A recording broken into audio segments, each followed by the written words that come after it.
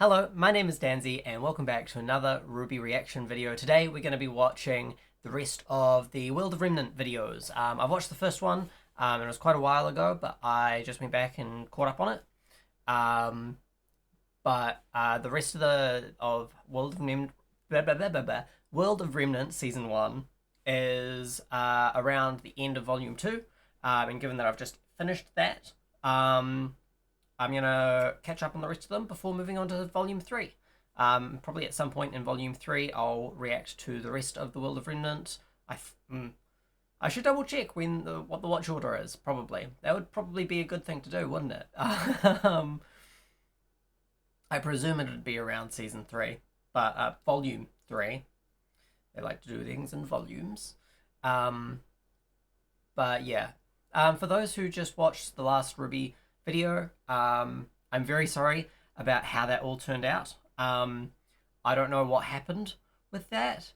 I'm using, it's not an excuse, but I'm using a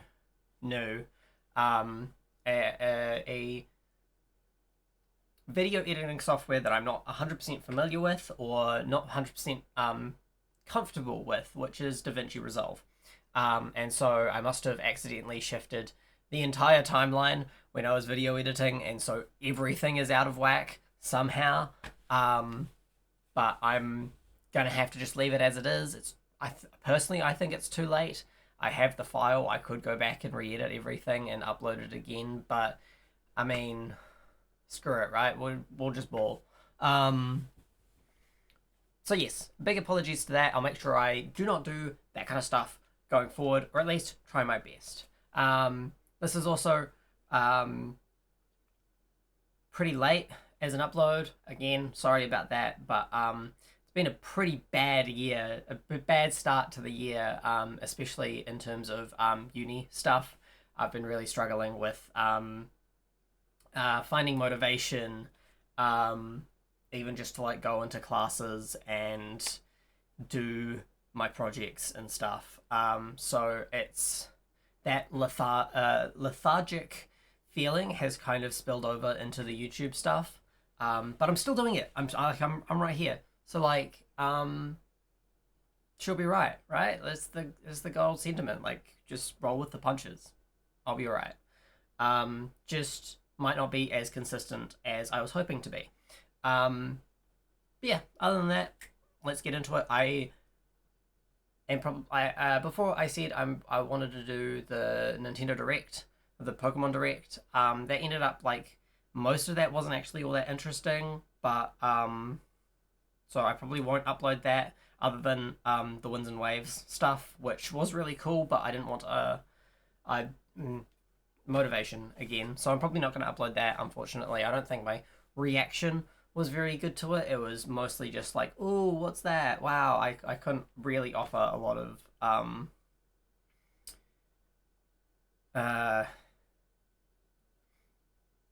always worry with the reaction content is very non-transformative, and I always worry that I'm gonna be like one of those streamers that just kind of sits there slack-jawed and just goes and it doesn't actually say anything or contribute anything transformative. So I'm always worried about that, and I don't think I lived up to the expectations that I hold myself to with that one. But hopefully directly after this, I'll be doing Volume 3, Episode 1 for RWBY. So yeah, hopefully. I should be able to. Alright, let's get into the video.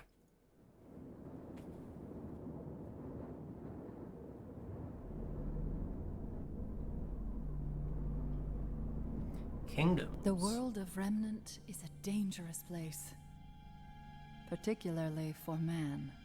There's the shattered moon again. In the countless years that humanity has roamed the planet, civilizations have grown and fallen, but 4 have withstood the test of time. Okay, yep. Atlas, Mistral, Vacuo, Vale. Gotcha. These 4 kingdoms, with the help of natural barriers and human tenacity, have proven that they have the will to survive. Each kingdom has a governing council to represent the people and their needs. Okay. Next comes the military. While most kingdoms only call on its citizens to serve when needed, others find it important to be prepared.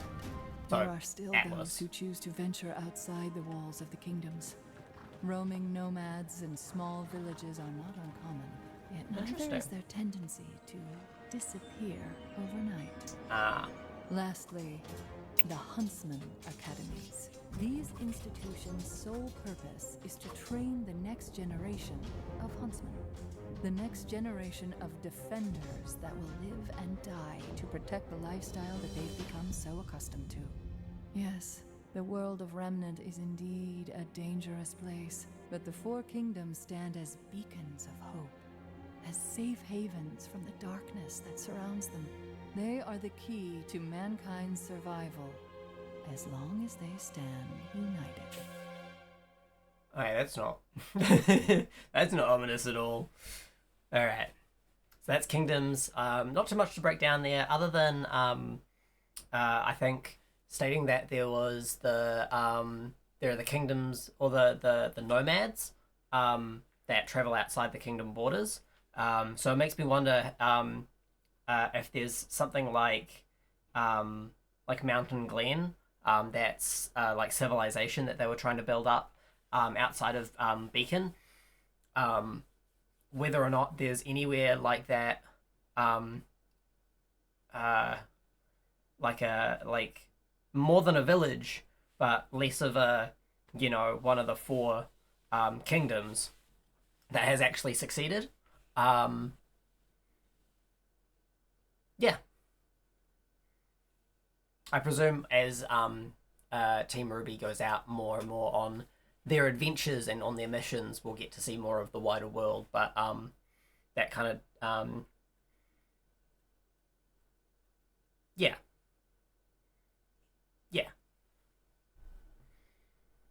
Alright, we'll move on to the next one now. Alright, we are moving on to, because I saw the name when I was moving, Grim. Which I am. Ooh. The creatures of Grim. A ravenous, destructive force that covers the majority of Remnant. While often referred to simply as Grim in the common vernacular, these beings serve as the greatest foe to mankind. For as long as humanity can recall walking the surface of Remnant, so do they remember this wicked force. Okay, so it's not like it's a... Not that I expected it to be, but not like an uprising of Grim to be animals possessed by evil spirits, or perhaps the spirits of tortured animals themselves. Interesting. However, further study, as well as the discovery of newer, more horrific forms of Grim, does not support this hypothesis. Okay. Oh. With new creatures discovered every day, scientists perpetually find themselves with more questions than answers. While very little is known of their origin, some key facts have been observed in the wild. Look out! First and foremost, the Grim exclusively attack humans. Interesting. And their creations. While occasional skirmishes between wildlife and Grim have occurred, these instances appear to be based on territorial provocations rather than a need for sustenance. So they kind of like, In fact, the common belief is that the Grim are not obligated to feed. They choose to. Oh, okay, that's what terrifying. What is perhaps even more unsettling is the basis of their attraction. Yeah, the negative emotions. The creatures of Grim are lured towards negative emotion. But they don't... In the rare they don't always give in to that negative emotion, right? Defending against as in the case with the Goliaths. Their survival is not guaranteed, as widespread panic will only lead to more attacks. Yeah. Little else is known about the creatures of Grim. Keeping them in captivity has proven to be an understandably difficult task, as the creatures tend to either die or kill those who imprisoned them in the first place. But she didn't say it was impossible. To further complicate study, the corpse of a Grim will only remain for a short period of time before completely evaporating. Okay. Those who hunt the beasts for sport find this particularly upsetting, but manage to get by with cheap taxidermic recreations and bombastic storytelling.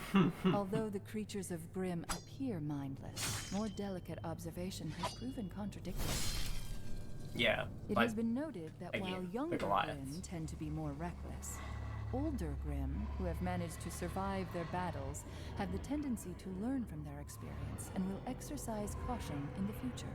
This perverse form of self-preservation allows the creatures to become more effective killers. And in the end, killing they're definitely is intelligent all that matters. to a degree. Perhaps to a degree that, like, octopi or crows are. But yeah, I really want to know more about the Grimm. They're so primordial, it seems. Like, you know, they are of the world itself. They're not like a thing that evolved into the Grimm. They are just there and rather omnipresent, which I think is really cool, and it ties into, you know, RWBY's fairy tale nature a lot, which, yeah, I am interested to see how they develop them, and of course I'm always interested to see more of their awesome designs, because they're simple but they're good. But yeah, we're gonna head on to the fourth and final one, I believe. So, alright, so we're doing World of Remnant episode 4. That's 4, of which it's Aura, and I have none. Huntsmen are widely regarded and so as did the Jordan for world's quite a greatest while, actually. warriors. While skilled in a wide variety of weaponry and hand-to-hand combat, these champions are also masters of a much greater power. Aura. Aura is a manifestation of the soul. Yeah. A life force that runs through every living creature on Remnant, whether they are a meager shopkeep or a renowned knight. However, what sets true warriors apart from all others is their ability to amplify and control their aura. Gotcha. Aura is primarily used as a Reverse defensive mechanism, passively coating the wielder in a protective force field. Your generic It can force protect field a shield combatant thing. from what would normally be a fatal blow. Yeah. It does Generic not, durability. however, make the user invincible. As they receive more and more damage, their aura reserve will deplete. Gotcha. If this happens, all a fighter will be left with is his resolve. Fortunately, when a fight turns gruesome, a warrior can also rely on their aura in a different manner. With semblance, I'm presuming. Semblance is a term used to describe the projection of aura into a more tangible form. Okay, so For aura some, is this the could well be the ability to from control which objects with telekinesis. the For semblances others, it can draw mean upon. superhuman strength. The power So they're not just, associated with a wielder's semblance is completely infinitely usable. unique. With enough training and focus, a user's aura can turn them into something much more than just a man. Oh, that's how you end the episode? Yeah, sure, dog. Yeah. What? Yeah. More than just a man, huh? Yeah. Alright. Sure. Yeah. It's not like he's, like, the most, like, mysterious character in the entire show. Like, other than maybe whoever showed up to save Yang on the train. Like, at least we know Waspin's name, I guess. Like, dude. Alright. I'll see you for post-episode analysis. Alright, so that is the rest of World of Remnant. The first 4 episodes. I don't know if they're split up into seasons. I think they are. Season 1 of World of Remnant. But yeah, just short little spices to kind of expand upon what they can't discuss in the episodes, which is fair. And I don't watch the episodes to be exposition dumped. This is why I watch these ones. But the way that they're very teasing when they talk about these, right? They don't give you all the answers, and I'm very glad that they're not giving me all the answers. That wouldn't be a very satisfying storytelling technique. It's the show don't tell, but this is more telling, but not telling me everything, right? They're still going nudge nudge wink wink, especially with stuff where it's like hey, there's more to the Grimm, duh. People might theorize that they're, you know, the haunting spirits of the of wildlife, but then they go, no, there's something more, and they're not quite right. People, you know, you can't really study them, you can't contain them easily, and I do want to point that out, is contain them easily. I do wonder, because even Roman and the White Fang, they use Grimm in their schemes, but they rile up the wild Grimm, specifically talking about the train heist, right? Where, you know, the explosions and presumably the negative emotions coming from the conflict between Team RWBY and Roman and the White Fang would spur on the wild Grimm around Mountain Glen. But then, like, you know, teasing it, it's like, okay, it's difficult to have them in confinement to you know, cage them. But is there anybody that can?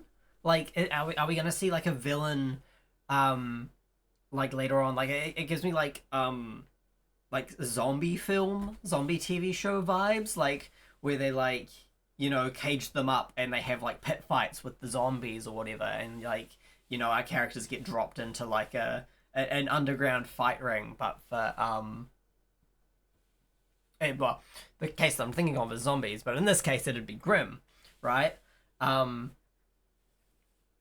And then teasing about like the semblance, what is Ozpin's semblance, more than just a man, like all that kind of stuff. And then like, oh, it'd be bad if the kingdoms fell, which I don't know if that's just like a generic thing, like, you know, this is why the huntsmen protect them, because they're the bastions of humanity, or whether that's a legitimate, like, hey, this could happen. I don't know if I see it happening. RWBY in and of itself is a decently lighthearted show, so I don't think it's impossible, but I also would be surprised. I guess, considering that that's how these are episodes leading up to volume 3, right?